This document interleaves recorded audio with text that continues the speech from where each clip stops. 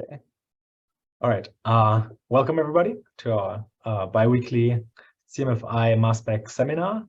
It's my great pleasure to have Kyowon Jeong today, or Dr. Kyowon Jeong today, giving the lecture. So he's an expert in top-down proteomics and in particular software development for like ultra-fast deconvolution and maybe full top-down data analysis suites in the future. To just give you like a very brief background about him, Kyowon is an electrical engineer, as I recently learned, and then turned towards bioinformatics. He did his PhD with, I think, the very famous Pavel Pethner at the University of California, San Diego, before he then did a postdoc at the Seoul National University in Korea. And then now he's the postdoc at the Kohlbacher Lab here at the University of Tuebingen, and I think soon may become a independent research group leader at some point. So very much looking forward to watch your career developing. But most importantly, he developed that tool FLASHDeconv that we use in the lab for our native metabolomics deconvolution. And yeah, I think he's gonna show us a little bit about it today and all about top-down spectrum deconvolution. So very much looking forward to your talk, and thanks a lot for doing this. Yeah, thanks a lot, Daniel, for your kind introduction. Hello, everyone. I'm Kyowon Jeong, still a postdoc in Kohlbacher Lab in University of Tübingen, Germany. Before I begin, I once again would like to thank to Dr. Daniel Petras in Functional Metabolomics Lab for giving me such a great chance to present or teach some of the top-down software stuff. And today, I want to talk about the very first step of top-down MS data analysis, which is called Spectral Deconvolution. For this talk, I tried my best, so the talk is not too technical or too much jargon, so I try to avoid this. But if anything is unclear, please put questions in the chat window so I can answer them right away, if possible. Okay. So let's quickly review top-down proteomics, or TDP, as compared with bottom-up proteomics, or BUP. I believe most audiences are already familiar with top-down, thanks to the previous great seminar by Kevin Liu, but just illustration here. So this sausage illustrates an intact protein molecule, and in conventional bottom-up proteomics, the protein is digested into short peptides, and from each spectrum, MS spectrum is generated, right? Like this. On the other hand, in top-down, intact protein is analyzed as is without any digestion. So top-down proteomics is therefore suitable to study so-called proteoforms. Proteoforms are the different forms of protein produced from a gene with genetic variations or post or co-translational modifications. So from the same gene, variety of proteoforms can emerge. Since proteoforms provide higher resolution and closer to phenotype information than proteins, they are gaining more attention in medical and clinical researches. And since top-down methodologies analyze intact proteoforms as a whole, in theory, we can retain the proteoform level information that are lost when you use too small magnifying glass, which refers to conventional bottom-up approaches like this. Then when top-down is this good, why the field is not as big as bottom-up? What poses the major challenges in top-down field?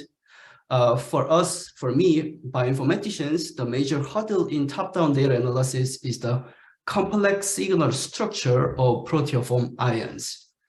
Let's begin with peptide ions as compared to proteoform ions signals.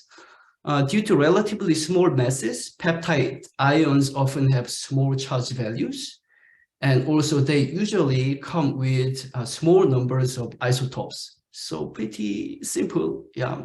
Just a single kind of ions.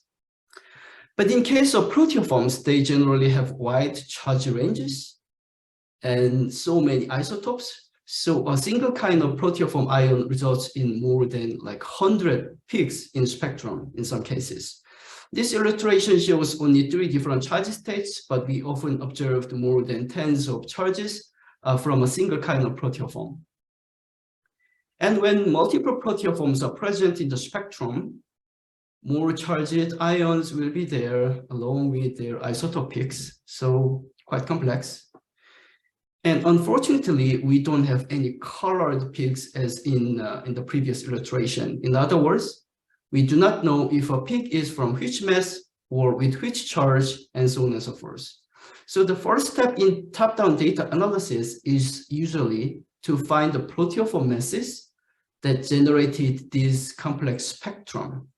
This reverse engineering from spectrum to the generating masses is called spectral deconvolution.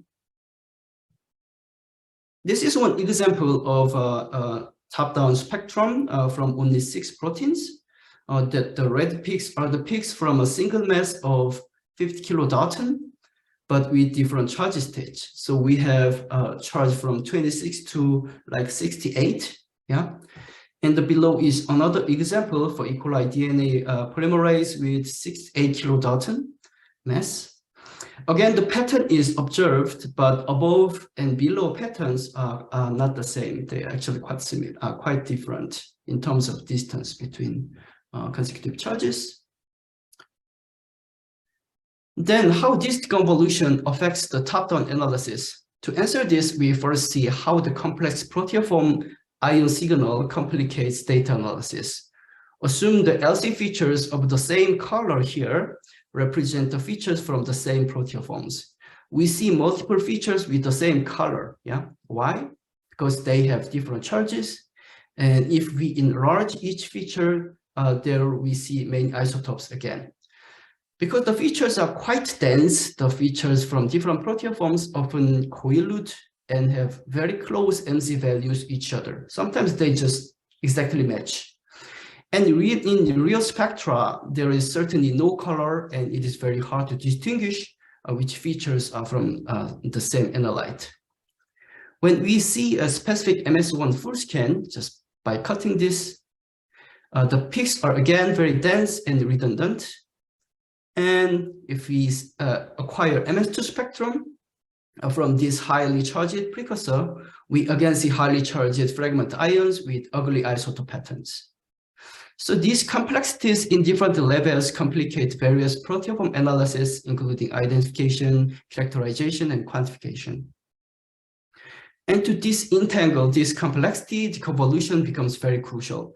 By applying deconvolution in different levels, we go from complex ion peaks to simple list of ion masses, as in the right side. In deconvolution, in deconvolved mass dimension, data analysis becomes far simpler than in raw MG dimension. In this talk, I focus on spectral deconvolution, but the feature level deconvolution is not very different from spectral deconvolution.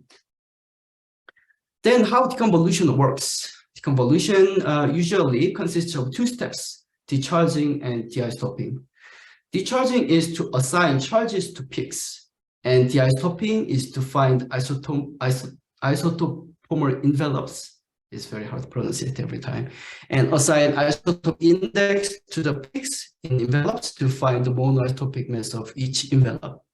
So let's start with decharging. There are 2 different approaches for decharging. The first one is decharging by charge ladder. I will try to decharge, let's say, these peaks. We can find 2 patterns that match 2 proteoforms of different charges. Decharging begins by grouping these peaks from the same proteoform, but with different charges. And the pattern that the grouped peaks make is called charge ladder. Okay, for instance, we have these grouped peaks making a charge ladder. They are from the same mass, but with different charges. And the other charge ladder from another group. One important note here is this. So this grouping of peaks is one of the most difficult in the whole decharging step and computationally very expensive in general. This will be further discussed later. So now just assume we have successfully grouped the peaks and we decharge the peaks. the different colors encode different charges. And we have two groups of peaks. If we enlarge one charge, we still see many isotopes. And now we are ready for deisotoping. The deisotoping can be done on this MZ dimension with this isotope pattern, but also it can be done in mass dimension. Because now we know charges, this MZ can be converted into masses. The peaks in the same group are gathered in the same mass dimension, and they are supposed to be gathered around the same mass because they represent the same mass of different charges. Yeah. So the accumulated signal makes a better isotope pattern in mass dimension because by collecting signal peaks, we can raise the signal to noise ratio. From the second group, another isotope pattern will appear, like in here in the mass dimension.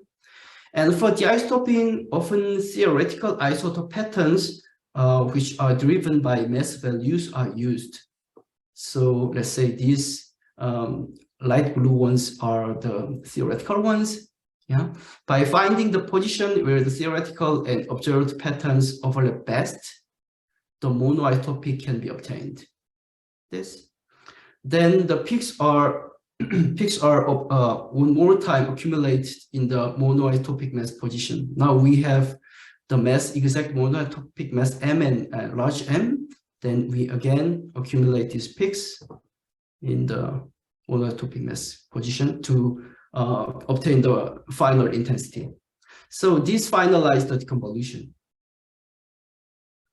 One important issue in the deconvolution is how to deconvolve so-called unresolved isotope peaks.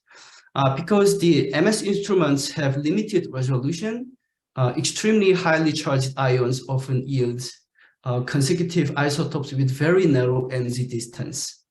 And they are not resolved, so the pattern looks like rather a waveform like here.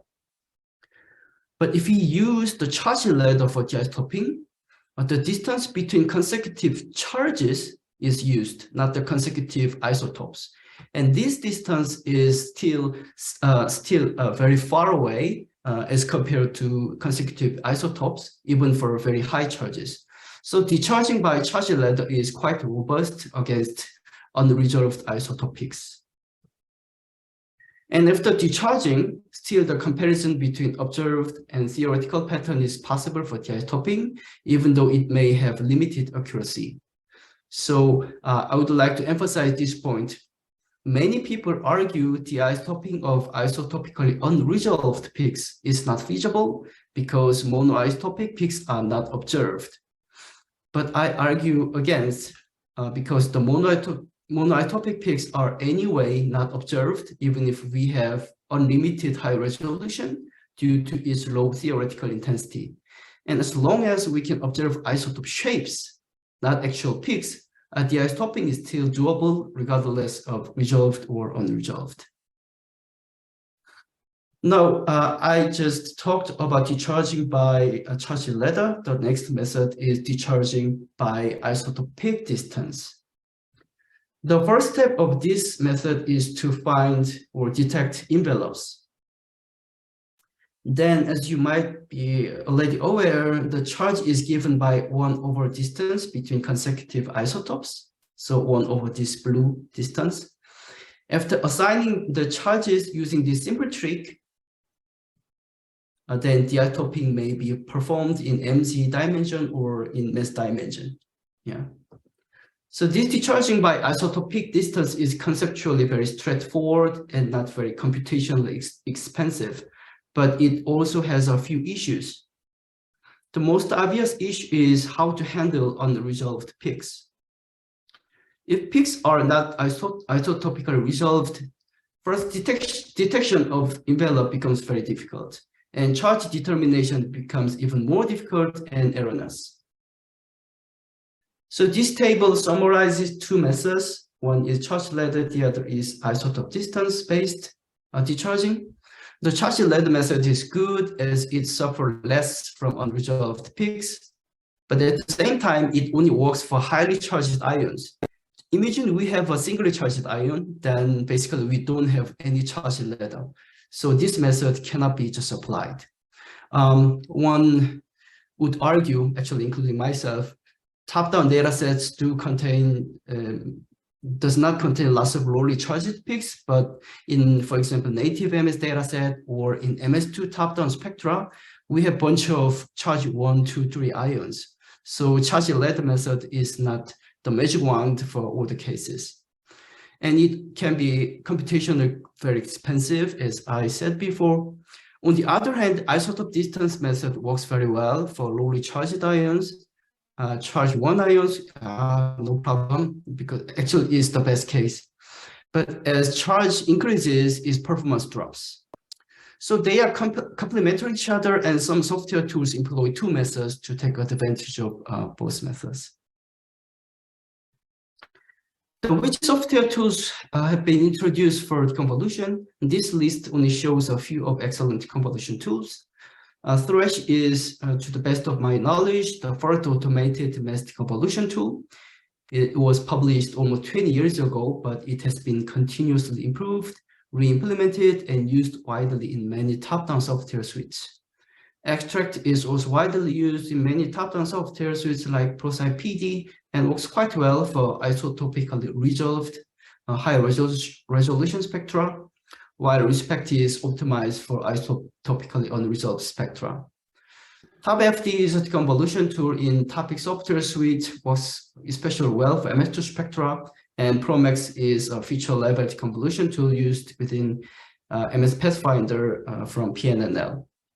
And Unidec is getting lots of popularity, especially in analysis of native MS datasets and charge detection MS datasets with super nice graphical user interface.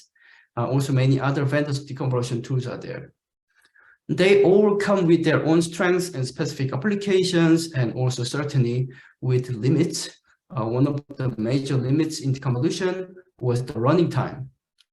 Deconvolution itself often takes much more time than, for example, identification. And to reduce the running time, many tools reduce the range of possible mass or charge ranges that lead to reduced sensitivity. To address such problems, we introduced FLASHDeconv, an ultra-fast feature and mass deconvolution tool, as a part of OpenMS software.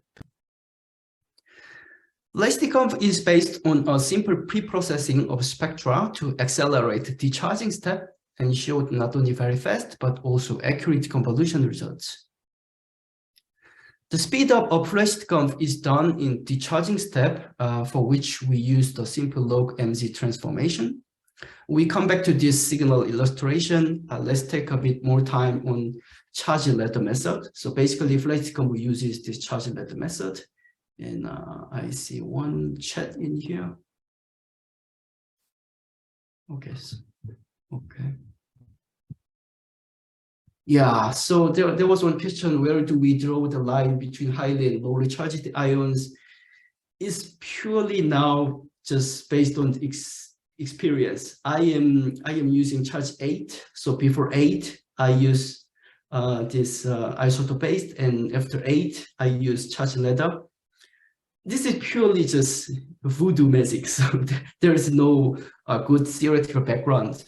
Maybe we can come up with some, like machine learning based approach to find the optimal method in the future. But for now, is rather stupid method. Hope this answers your question. So now let's take a bit more time on the charge ladder method. FLASHDeconv basically used this charge ladder method for decharging, and let me explain now why this method is computationally expensive. If we calculate the distance between consecutive charges, they are given by this formula. When the mass is large m, the distance is given by this formula, and obviously the distance is dependent on the mass m. So when there are multiple masses, we have different charge patterns, and which complicates the efficient charge determination of peaks and in turn efficient deconvolution. When we do not know the masses nor colors, which pair of peaks should be considered as consecutive charges? Top-down spectrum contains more than 10,000 of peaks. Imagine the number of possible pairs or number of possible triplets and so on. But if we simply take the log to all mz of all peaks, so instead of mz, now we have log mz axis. Peak positions are given by log of the mass divided by charges. Then the distance between consecutive charges suddenly become independent of the mass value. So there is no large m in the formula, right? And their charge pattern is the same for different masses. So charge determination becomes a simple and very fast pattern finding in this log mz transform spectrum.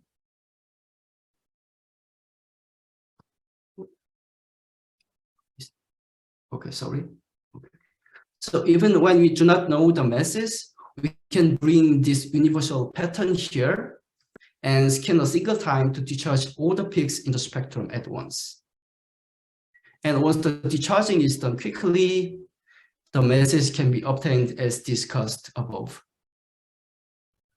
So thanks to this simple trick, FLASHDeconv showed orders of magnitude faster runtime than other commercial softwares like Extract or Respect. The left side compared the runtimes from different convolution tools for complex mouse sample. FLASHDeconv took only 7 minutes to analyze the whole LCMS data. For both MS2 and MS2, it typically achieves less than 20 millisecond processing time per spectrum. And also FLASHDeconv output far fewer mass artifacts, false masses than others, as shown in the right side graph. The blue bars represent genuine masses and other bars represent masses interpreted as artifacts. We released FLASHDeconv 2.0 Beta Plus version last year with lots of new features such as GUI, various output formats to interface with database search tools like Topic and MS Pathfinder T. Moreover, FLASHDeconv now uses both decharing methods to cover all charge states of ions. The most recent version with instruction will be updated actually this week, even with new cool features. Please visit the homepage shown above. Now I would like to present a cool application of FLASHDeconv in a native MS dataset. Native MS tries to ionize intact protein even without denaturing. So the structural information is retained as compared to normal denatured top-down proteomics. And even the binding between intact proteoforms and metabolites can be studied when a few smart tricks are applied. This is a very cool method to study binding between metabolites and intact proteoform developed by Aaron, Reha, and Petras. In this setup, it starts with eluting metabolites through column. So it just starts with metabolites, and the eluted metabolites then confront intact proteoforms as possible binding partner right before the MS instrument. The pH values are controlled so the binding is possible and the analytes are suitable for MS analysis. In this configuration, we can test if specific metabolites in the left side bind with specific proteoforms in the right side. Also, by turning off this right side proteoform injection, only metabolites can be analyzed without binding partner. This picture is not from me, by the way. One example is shown here. This scan shows the charge ladders from this protein with mass about 5.2 kilodalton. If we observe the extract ion chromatogram for plus 17 charge here, we see this profile with starting and end point. One interesting observation is that it has a deep drop at the retention time of about 5.4 minutes. Then they are also found, then the authors also found another proteoform of mass of 5.3 kilodalton, and the extracted ion chromatogram was quite the opposite of the above one. And their mass difference was 977 dalton. Lastly, the metabolites only signal is shown in red. The moment the metabolites eluted, the proteoform above was reduced a lot, and the proteoform below suddenly appeared. This strongly suggests that the binding between the above proteoform and the observed metabolites is happening. When they measured the mass of metabolites, it was 244 Dalton, which was almost exactly 4 times the mass gap between two proteoforms. The results overall suggest that 4 metabolites bind to the proteoform above. This is very cool, I think.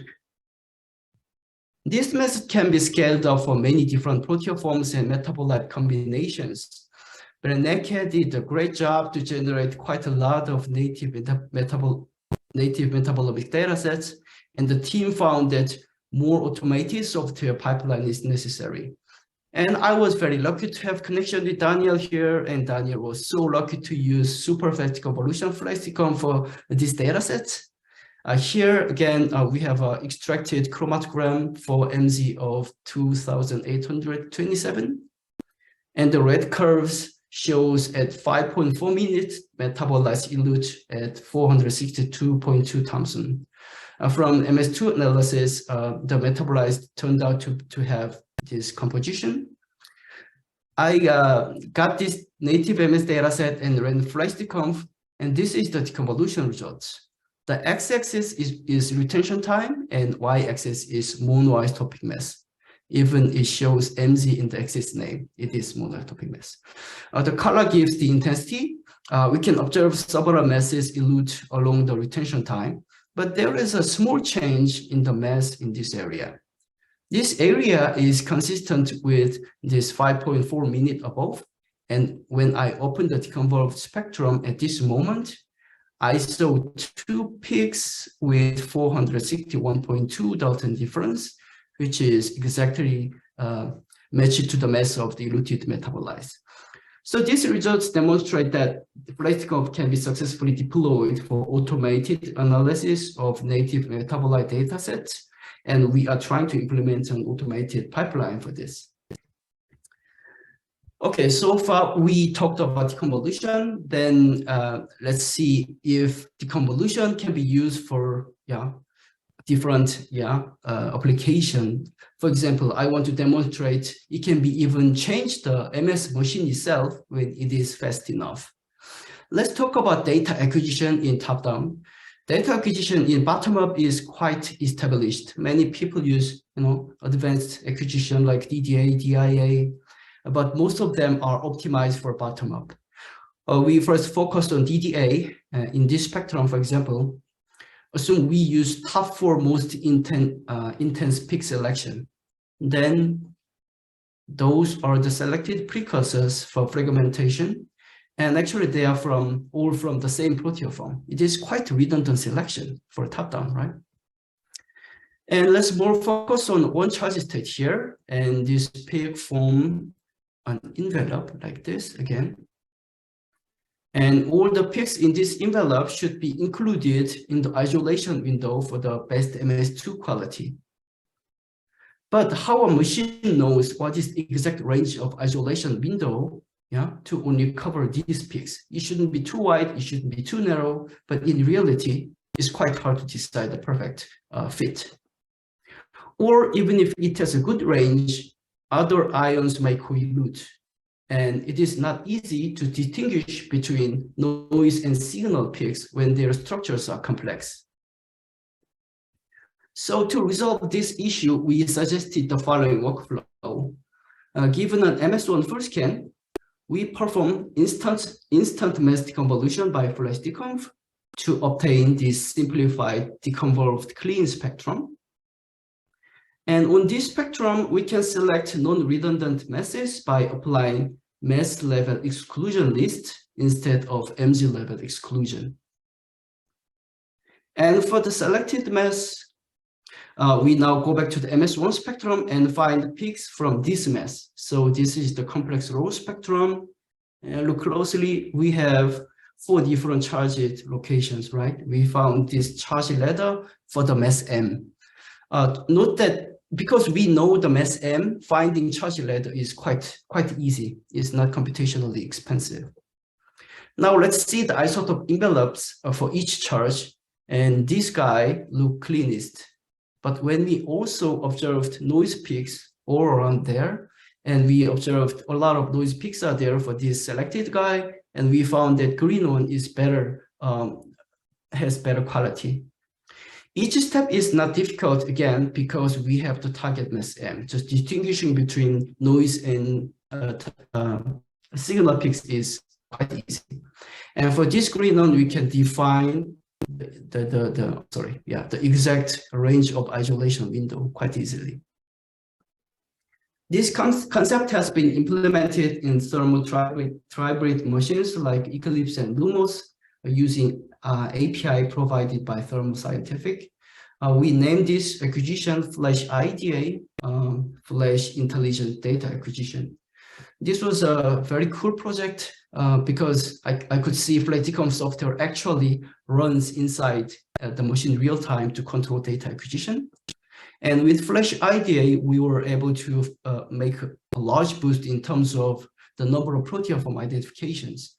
We compared FLASHIda runs in here FI datasets against standard DDA runs ST datasets from E. coli lysate single runs. The latter digits like 30 and 90 specify the retention time gradients. In this bar graph, bluish bars are from FLASHIda and red and orange bars are from standard acquisition.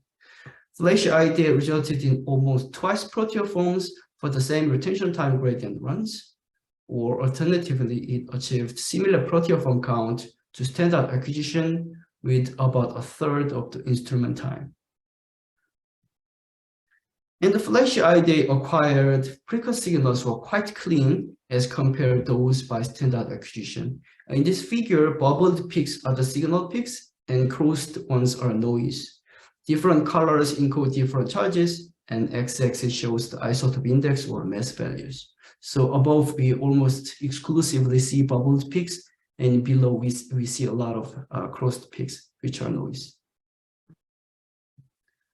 We are now improving FLASHIda for different modes. For instance, FLASHIda can be easily modified, so a bunch of masses are included or excluded in precursor selection.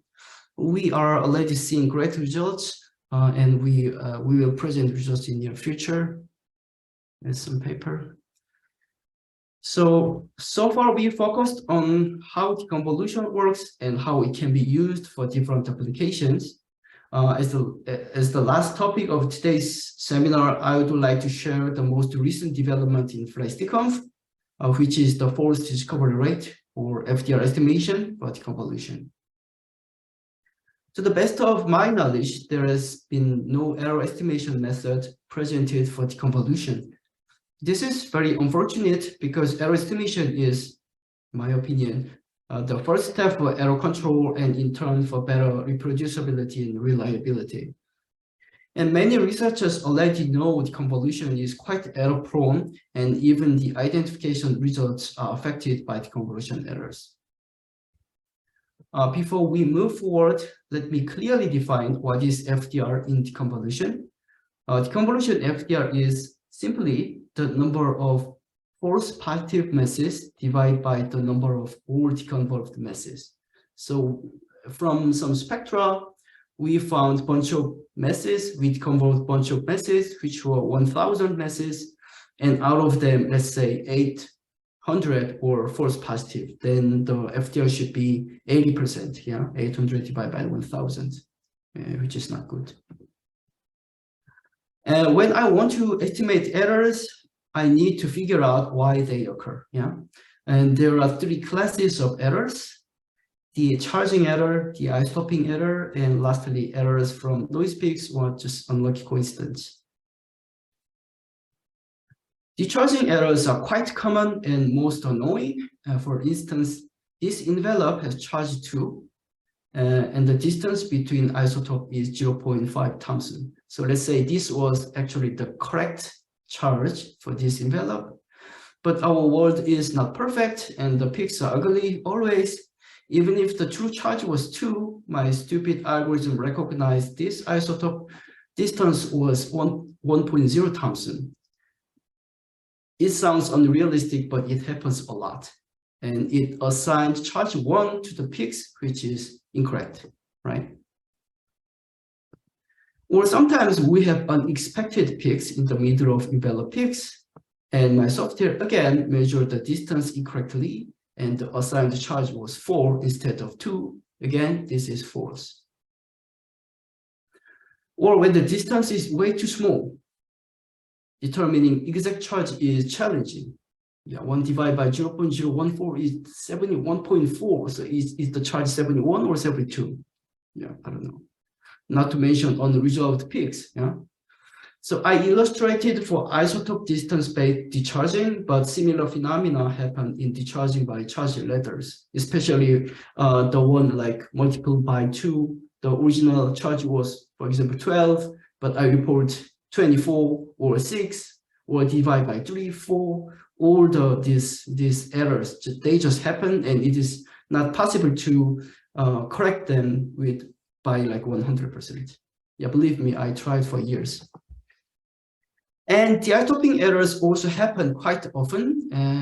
When we bring the theoretical pattern in here, yeah, and compare it against the observed one, we hope we can find the best matching position, and that position is correct.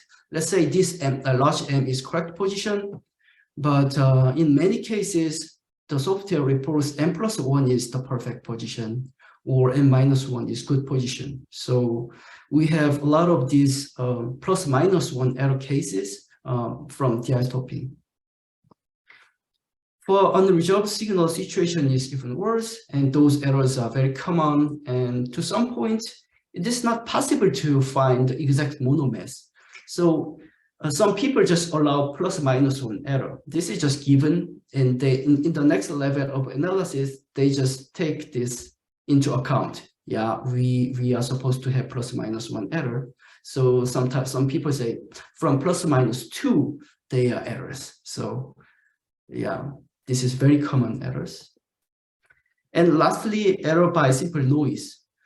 Again, top-down spectrum is quite dense, a lot of peaks. If I want to detect peaks for, let's say, with 1.0 Thomson distance, I'm so confident I can find any place I can find these 2 peaks, yeah, with distance 1.0 Thomson.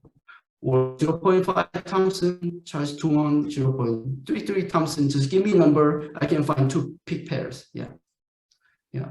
These noise force positive peaks are quite common, especially for lowly charged peaks.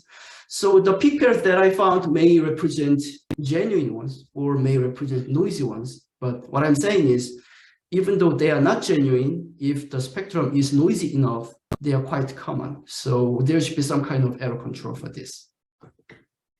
Then given these different types of false positives, how can you mimic each case?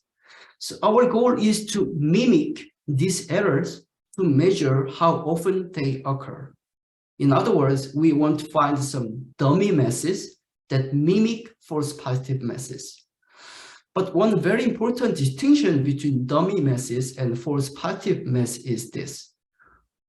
We never know if a false positive mass is actually false. Yeah, we cannot distinguish the false positive. If we can, there is no point in this error estimation. We can just throw out, discard those false masses. But for the dummy masses, we know they are false because we will make sure they are false. Yeah. So we want to make some dummy masses which are false, but it acts like false positive.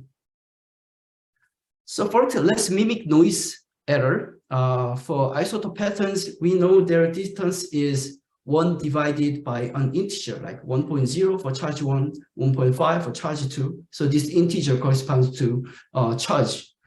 Some matches by these distances will be true and some will be false, as I said before.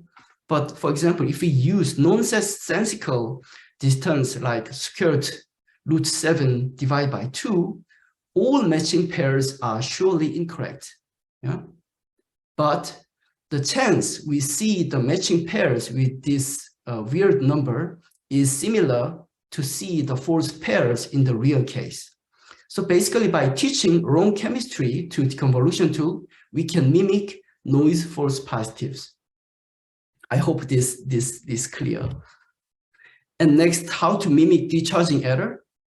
So when this decharging error occurs again, that is, when the algorithm is confused between the best and the second best charges. Is this 1.0 or is this 0.5?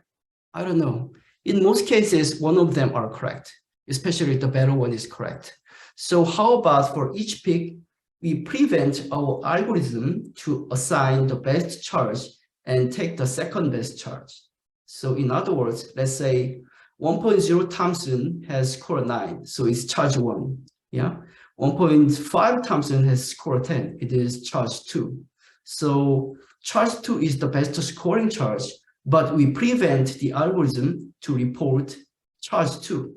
Like just discard this and report the second best, which is 1.0. Yeah, this is false, right?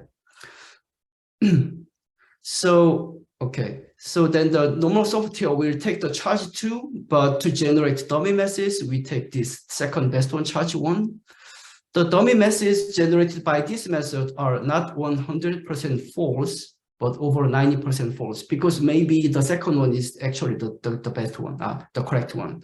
This will affect estimation accuracy, but hopefully the effect is minimal. For the Deisotoping error, we use the same trick. When we have the best and the second best mass, the best is M, second best is M plus 1. We don't report M, but we take the second one as dummy mass and report this dummy mass. Overall, this is the suggested workflow for FDR estimation. Given spectrum, run normal FLASHDeconv to obtain target masses, and run FLASHDeconv with wrong chemistry to obtain dummy masses for noise error. So this orange one represents noise error. And from the FLASHDeconv normal run, we have annotated spectrum, right? So in other words, peaks have charge and isotope index assigned. And using this annotated spectrum, run FLASHDeconv, but masking best charges. This will give dummies for charge errors. Likewise, run FLASHDeconv masking best monoisotopic masses to generate isotope error dummies. And lastly, take the score distribution of this target and dummies to estimate Deconvolution FDR. Conceptually, I think it makes sense because it is quite similar to the method used in peptide FDR estimation, but without target decoy approach.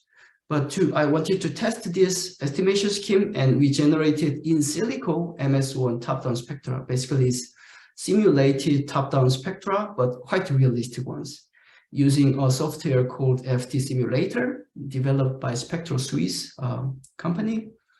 From 169 masses ranging from 2K to 70K Dalton, we generated tens of MS1 spectra of different resolutions and noise levels.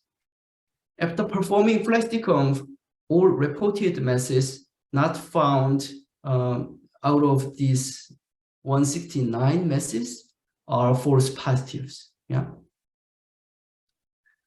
Then we compare the estimated FDR, which are the orange lines, and true FDR, which are calculated from actual false positives for different cases. And these are for 35K resolution with no noise. Left is for sector spectrum and right is for profile spectrum. They have different level of FDR, yeah, but the orange line tracked quite well for both cases. So estimation looked quite okay.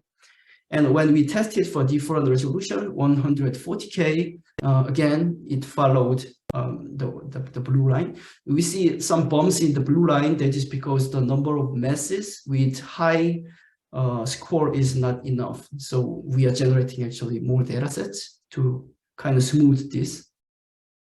When we introduced severe noise peaks, the estimation results again looked fine. Now we have much higher FDR, which is quite expected, but this orange line and tend to follow the blue line, even though we have some kind of underestimation of FDR, which is good because we are now being conservative. No? So this scheme is The scheme is actually already included in FLASHDeconv and will be available in the next version. So hopefully in this week or next week or so. Yeah. So in summary, spectral deconvolution is a crucial step in top-down proteomics to disentangle complex structural proteoform ions, and decharging and Deisotoping methods are presented.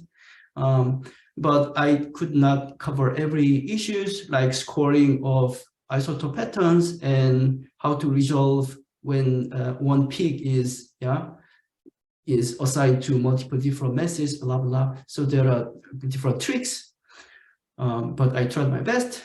And FLASHDeconv implements an ultra-fast convolution that can be used in various top-down applications.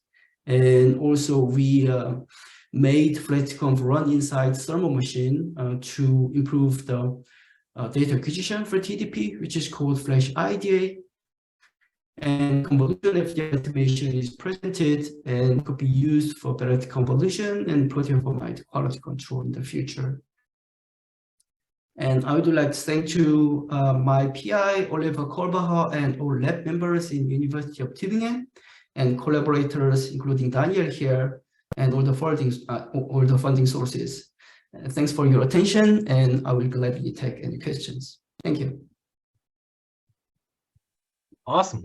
Thanks so much for this very exciting lecture. Thank you. Yeah. Yeah, I think we will have plenty of time for questions, but yeah, before we move on to that, I just want to say thank you again to, first of all, you for giving this lecture, and to everybody else for stopping by, and hope to see you next time.